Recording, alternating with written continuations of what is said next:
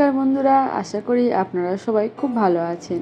আর আপনাদের ভালোবাসায় আমাদের দিনগুলো এখন বেশ ভালোই কাটছে। আজ বৃহস্পতিবার, সকাল সকাল পুজো সারা হয়ে গেছে।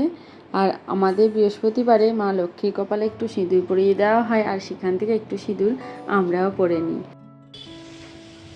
আজকে সকাল থেকে এরকম ওয়েদারটা খারাপ, তারই মধ্যে আমি ছাদে এলাম। পাকুমকে নিয়ে কোনো রকমের পুজোটা সারলাম আর কি। ছাদে এসে জামা প্যান্টগুলো ধুতে গেলাম, দেখলাম ট্যাঙ্কে জল শেষ। দিয়ে আবার চিল্লামিল্লি করলাম যে দাও মেশিনটা চালিয়ে। এখন ট্যাঙ্কে জল ভর্তি হতে আশা করি জানেন যে কতক্ষণ টাইম লাগে। ততক্ষণ দেখলাম যে ঠিক আছে, আপনারা তো আছেন, আপনাদের সাথে কথা বলে আমার টাইমটা কেটে যাবে। আর পাখির বাচ্চাগুলো কতটা বড় হয়েছে দেখবেন, দাঁড়ান দেখাই। পাকুমের বাবা যদি এখন জানতে পারে যে প্রতিদিন আমি এসে একবার এই পাখির বাসায় হানা মারি, তাহলে যে আমায় কত বকাবকি করবে তার কোনো ঠিক নেই। এরাও মানুষের বাচ্চার মতো কি তাড়াতাড়ি বড় হয়ে যায় না? আমি এই তো কদিন আগে ডিমটা দিয়েছিল জানেন, এর মধ্যে ফুটে গেল, তার মধ্যে বাচ্চা কত তাড়াতাড়ি বড় হয়ে গেল। আমি মাঝে মাঝে ভাবি যে আমার পাকুমটা বোধহয় কি তাড়াতাড়ি বড় হয়ে যাবে। অন্যদিন এইরকম টাইমটায় কি রোদটাই না উঠে যায়, দাঁড়ানো যায় না। আর আজকের মেঘলা ওয়েদারে বেলাটা একটু বয়ে যাচ্ছে না। নিচে এসে দেখছি পাকুমের বাবাকে কেউ আম দিয়েছে, আর এদিকে পাকুমের দাদু আবার তালশাঁস এনেছে। আর পাকুমকে এই দেখুন না, নেক্সট টাইম রাইসটা গুললাম, ঠিক করে খেতে চাইলো না।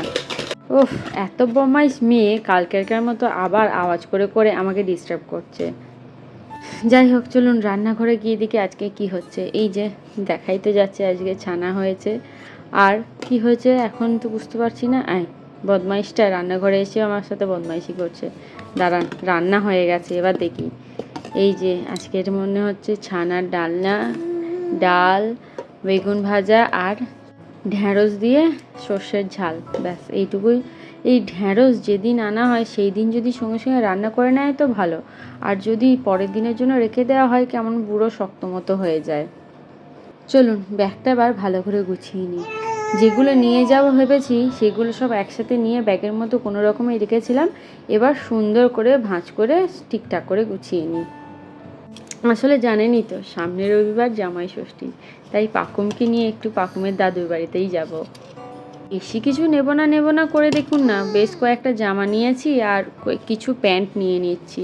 আর যতই হোক, যতই কম নেব ভাবি, তাও এটা নেব না ওটা নেব না করে পাকুমের বেশ কিছু জামা হয়ে গেছে। আসলে ছোট ছেলে জানেনই তো, একবার হিসু করে ভেজায়, একবার দুধ তুলে ভেজায়, সেই জন্য এক্সট্রা নিয়ে রাখতেই হয়। আর তারই মধ্যে আবার এই কদিন বলছি নিম্নচাপ হবে, তাহলে সেক্ষেত্রে জামা কাপড় শুকানোরও একটা প্রবলেম হয়, তাই জন্য একটু নিয়েই নিলাম এক্সট্রা। আর সাথে তো আমার কয়েকটা নাইটি নিলাম, আমার জন্য আর বেশি কিছু নেব না। সাথে ওই একটা ওর ওষুধের পাউচটা নিলাম, আর এই ছোট্ট ব্যাকপ্যাকের মধ্যে ওই ওর ক্রিম, পাউডার, ডাইপার আর ওই উইপসগুলো ভরে নিলাম। আর এই ব্যাকপ্যাকটা দেখলেন না, এটা পাকুমের ঠাকুমা দিল্লি থেকে আমার জন্য এনে দিয়েছে, ওই পাকুমের ছোটো ছোটো জিনিসগুলো নিয়ে যাওয়ার জন্য। ওর বাবা খালি বলে এত চিন্তা কেন করছো, বাড়ির কাছেই তো, কিছু প্রয়োজন হলে দিয়ে আসবো। আমার আবার কিছু দরকার পড়লে খুচুর খুচুর করে চেয়ে পাঠানোটা খুব অস্বস্তি করে।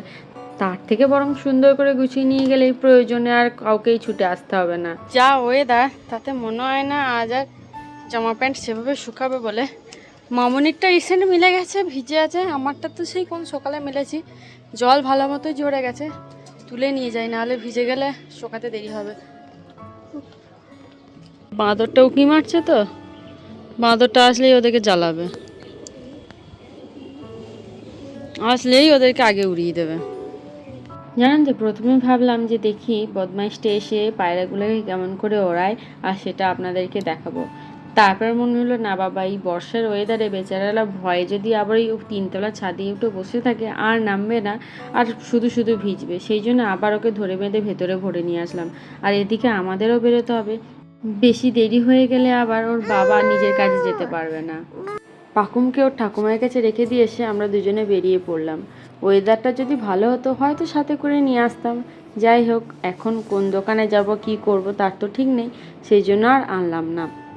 আর এখন এই দেখুন না, এই রাস্তাটা দিয়ে যাচ্ছি, এই রাস্তা দিয়ে যেতে যেতে না অনেক পুরনো কথা মনে পড়ে গেল।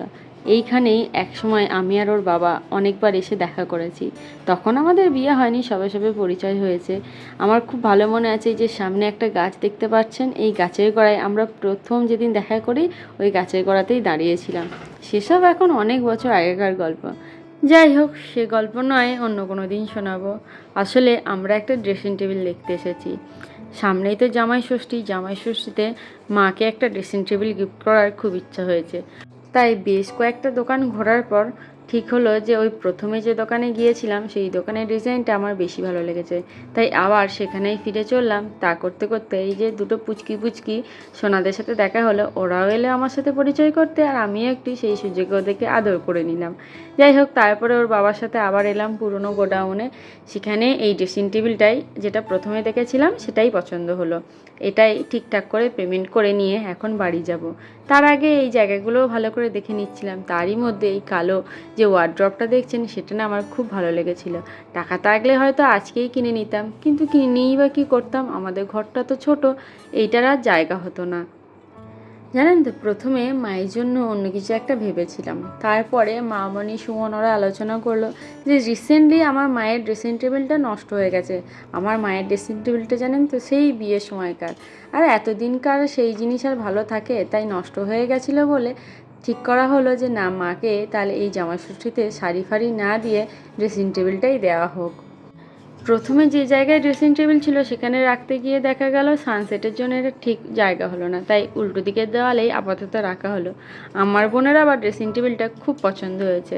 যাই হোক, এখন আর মায়ের বাড়িতে বসে গল্প করার টাইম নেই। আমি বাড়ি চলে এলাম, এসে দেখছি যে পাকুম এই জামা কাপড়গুলোর ওপরে বসে দুষ্টুমি করছে।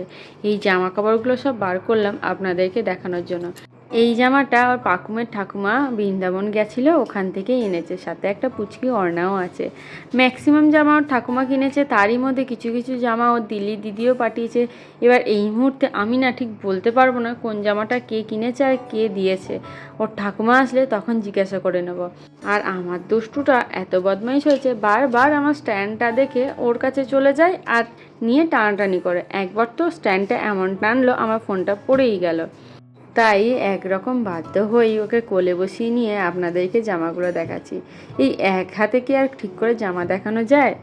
এবার চলুন আমার জামাগুলো একটু দেখিয়ে নিই। এই জামাটা আমার খুব পছন্দ হয়েছে, এই যে ভি কাটিংয়ের জামা না, অনেক দিন ধরেই ভাবছিলাম নেব। আর সাথে এই জামাটা মানে এই আর কি চুড়িদার, এটাও এনেছে। এর সাথে আরও একটা জামা আছে, এটা ওই বাড়ির পিসিমণি আমার জন্য ওখান থেকে এনেছে।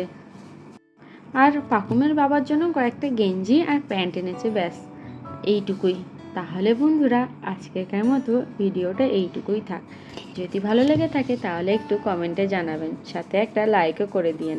আর আমাদের চ্যানেলে যদি প্রথম এসে থাকেন, আমাদের চ্যানেলটা সাবস্ক্রাইব করে আমাদের পাশে থাকার একান্ত অনুরোধ রইল।